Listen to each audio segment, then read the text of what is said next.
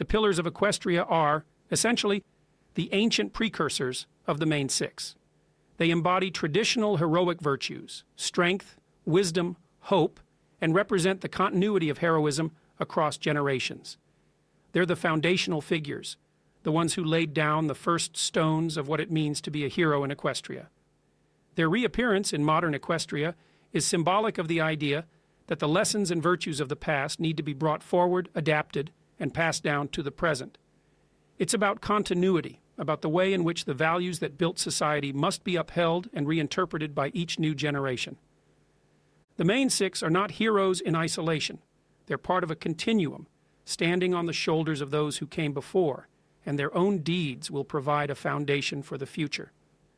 This continuity is crucial because it shows that heroism is not a solitary endeavor.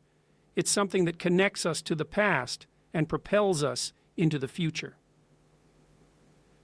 The pillars of Equestria embody the timelessness of virtue, the idea that courage, wisdom, and hope are not bound by any one era, but are constants that must be rediscovered and reaffirmed by each generation. And then, of course, there's Stygian, the one who stood alongside the pillars before becoming the villain known as the Pony of Shadows.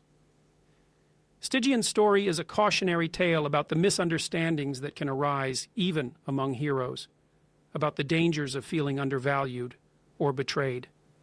You see, Stygian fought the pillars not because he was inherently evil, but because he felt abandoned, overshadowed by those he had once called allies.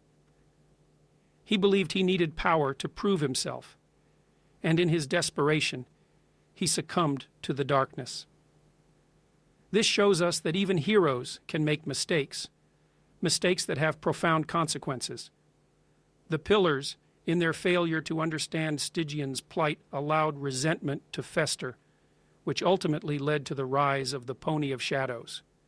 It's a reminder that even the best of us are fallible, that heroism requires empathy, an understanding of those who might be struggling in silence. When the pillars return, they're not simply there to solve the problems of the present.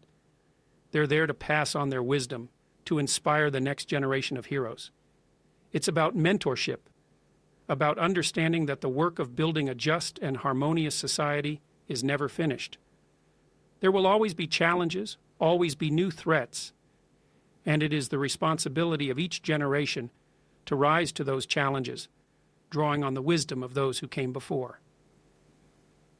The relationship between the pillars and the main six is a reminder that we are never truly alone in our struggles. Our ancestors, our mentors, our heroes of the past have left us tools, lessons, and values that we can draw upon.